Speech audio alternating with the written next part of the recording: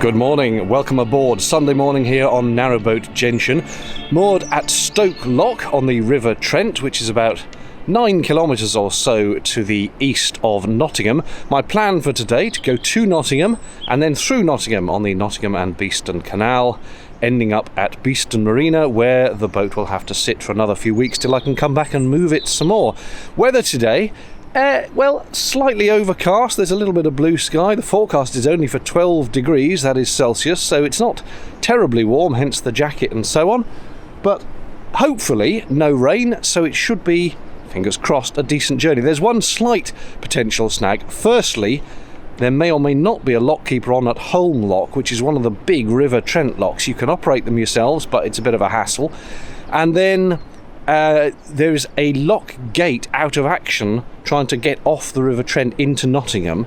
Apparently it's functional, the lock, because there's two lock gates, but you just have to open one of them and not the other, and I don't know, it could just be a bit of a faff, and I will find out when I get there.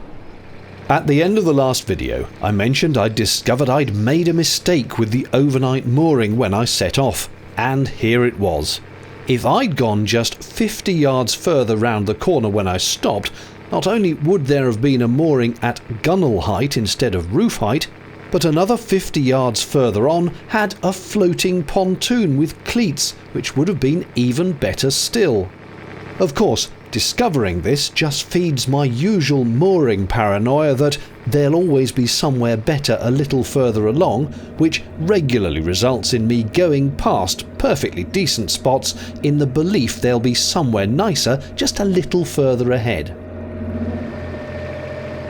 Eagle-eyed viewers will notice I've discovered the cratchboard can be unbolted and folded back onto the roof, enabling a better position and a better view for my bow camera.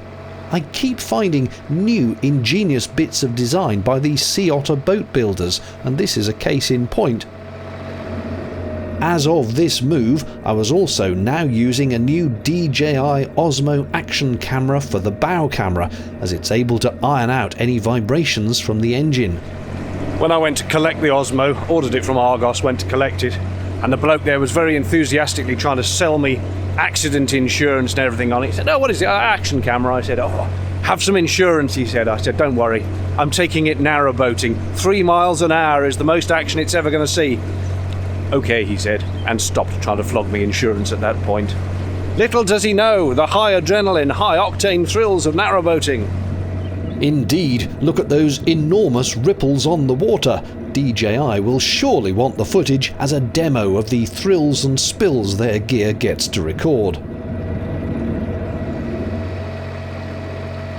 Here's the Radcliffe Railway Viaduct.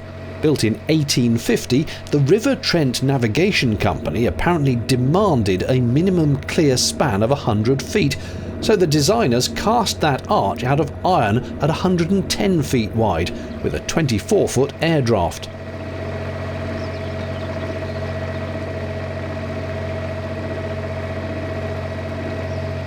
The approach viaduct was brick-built, obviously, in 1909, comprising 28 spans.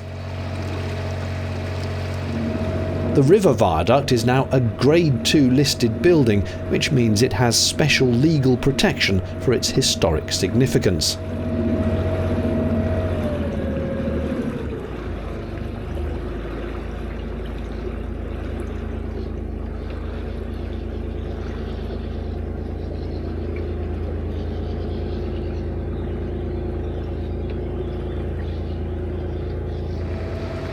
I don't think this is an official mooring, but fair play to these boats which managed to tie up against that piling.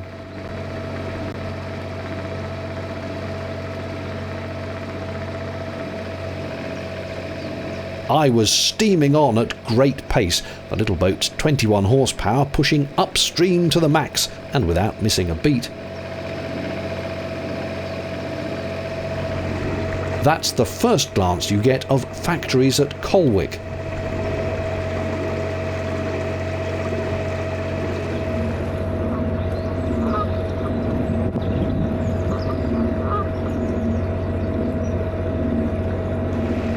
One feels slightly insulted when swans can easily keep up with your boat.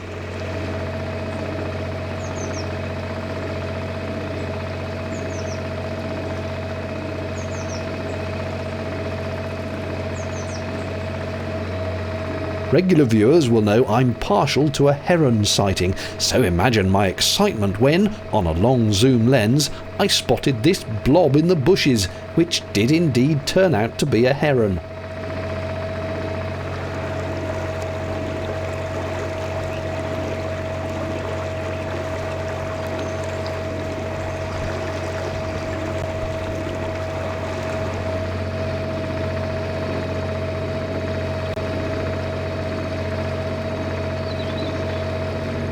At the end of this strait would be Holme Lock, which is right next to the National Water Sports Centre.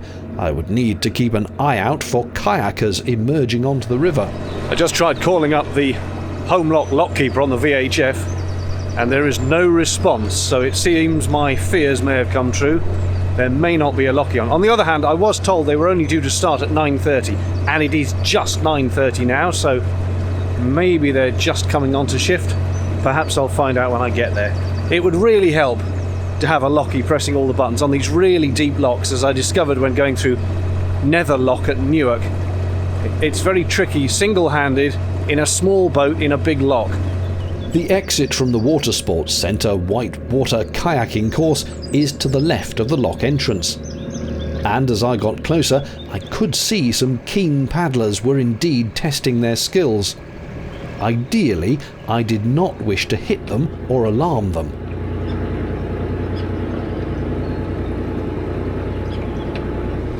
Good news, there is a lockie, and he's responded on the VHF. He's putting a boat down, and then I will go up, so I just need to hang around for a bit.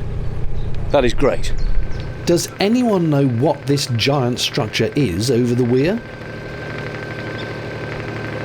I made it to the lock pontoon without ramming anyone in a kayak, despite the stiff breeze which had an impish mind of foolery as I manoeuvred.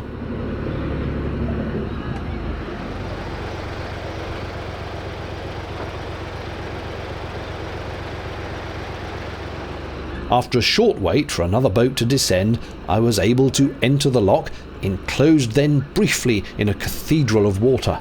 Morning, mate, right?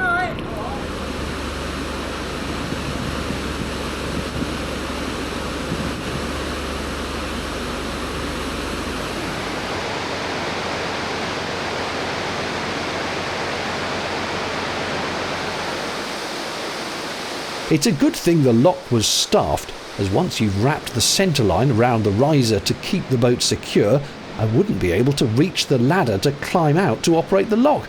I had that problem in Nether Lock at Newark. I sometimes wonder what the fish think if they're idly swimming by the sluices when they open.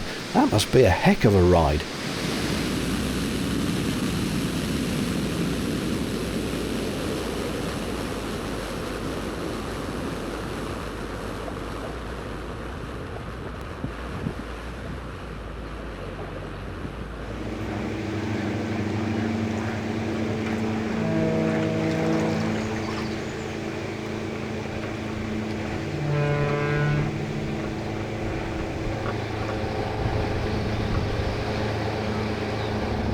There are lots of moorings here, both for long-term permit holders and mere transients such as myself.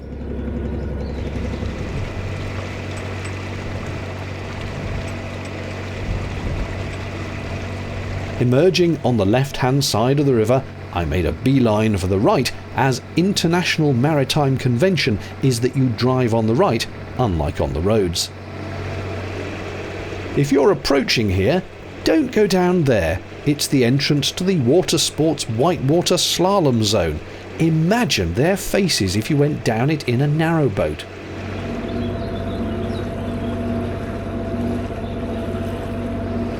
I had been a bit concerned there might have been hordes of tiny sailing dinghies zipping about on this Sunday morning, but it was oddly quiet. So I sauntered on past, much relieved.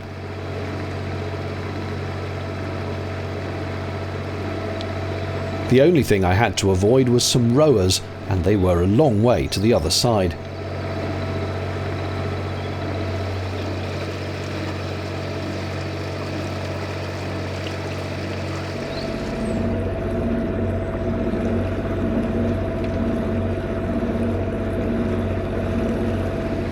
Holme Lock is on the outskirts of Nottingham, so I wasn't surprised to see the first signs of the city fairly soon afterwards, including this trip boat.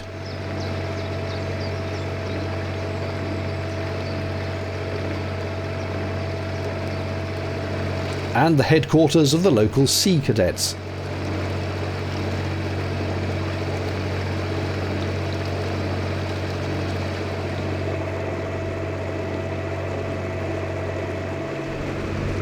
Imagine sitting up on that balcony watching the boats go by on a summer's day. Fantastic.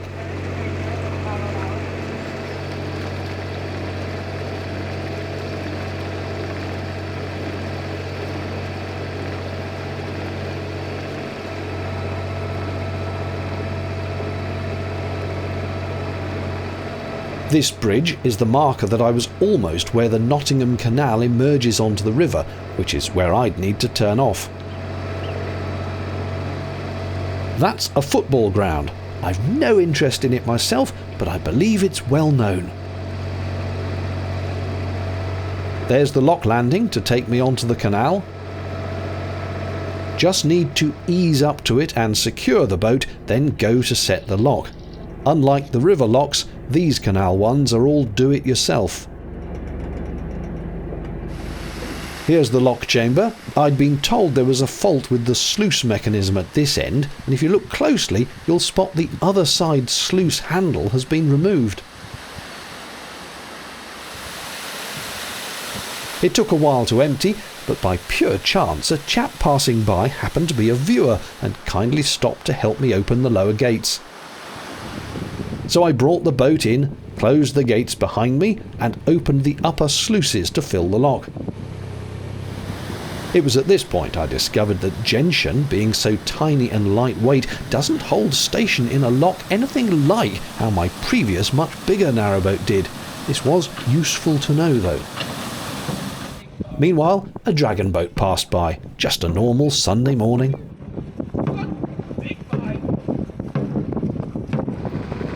Finished with the lock, I started gentian up the Nottingham and Beeston Canal, its first real canal since I'd bought it.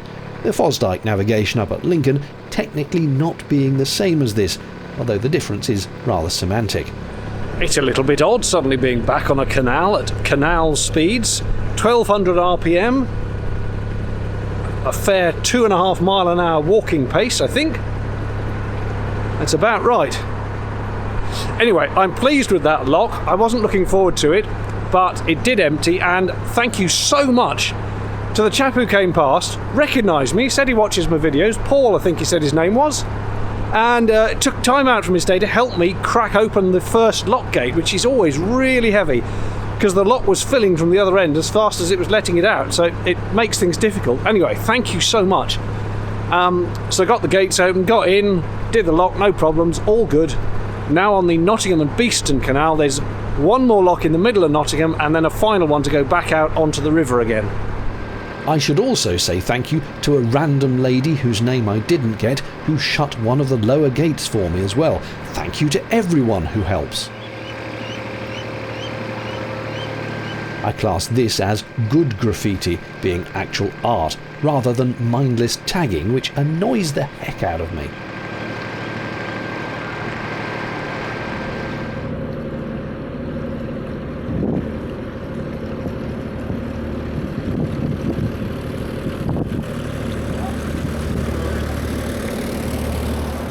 A short distance up the canal it turns through 90 degrees to the left to head west through Nottingham. I thought I'd heard the horn of an oncoming boat, so I went cautiously, but it must have been from the road overhead, as there was no waterways traffic coming through the bridge.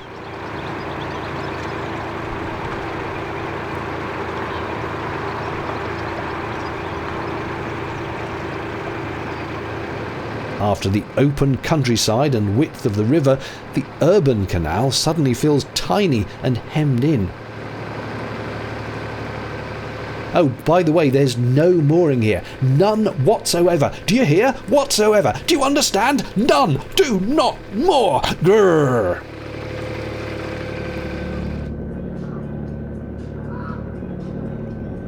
Nice retirement, mate. Look at that. Nice retirement.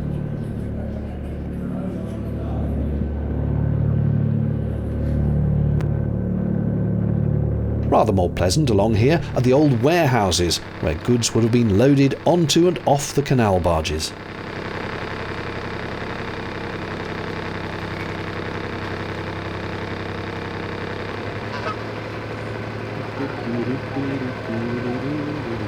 This lock is next to a pub and even has pub tables on the waterside. I was dreading being an exhibit for the patrons here, but I'd got there early enough that no one was around. Thank goodness. Remember, let sleeping ducks lie.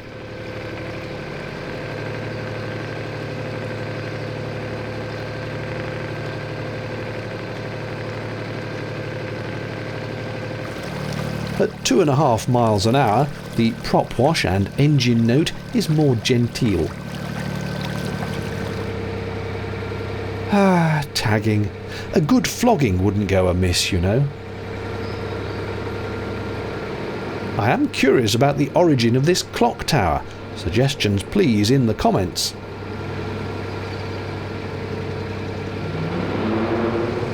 Sainsbury's supermarket is right behind those trees, ideal for passing boaters.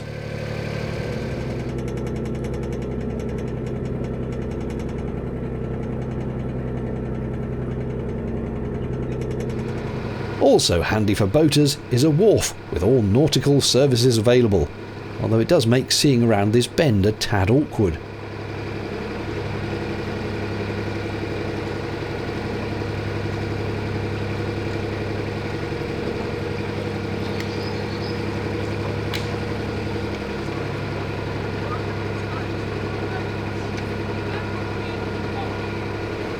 Despite being in a city, it all gets splendidly leafy around here.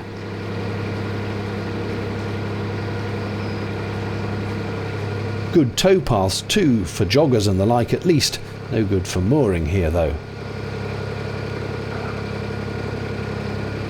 But look, another sea otter.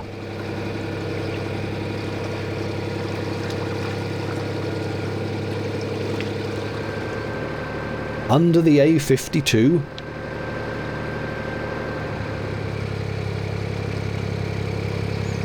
and you know they take care of the ducks here. They even have their own duck house.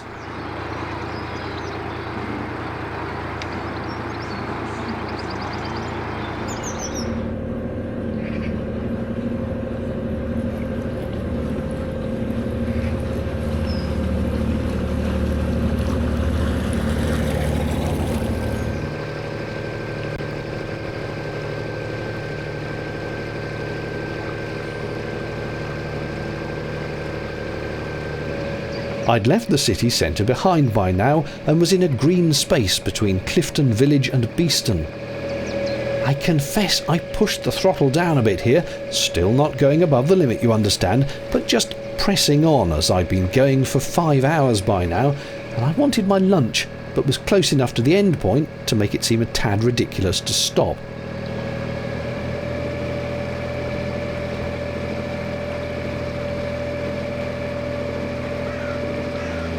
Well, of all the inconsiderate places to nest. There's one final slow line of permanent moorings to pass here, and then I'd reach the lock back out onto the river, at which point I'd also be at Beeston Marina.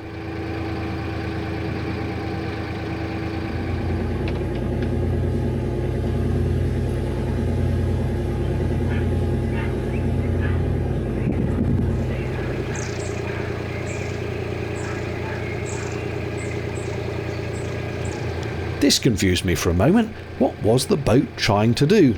It became apparent they were turning using a combination of engine and bow line, and as a passenger boat they were clearly well practiced at it.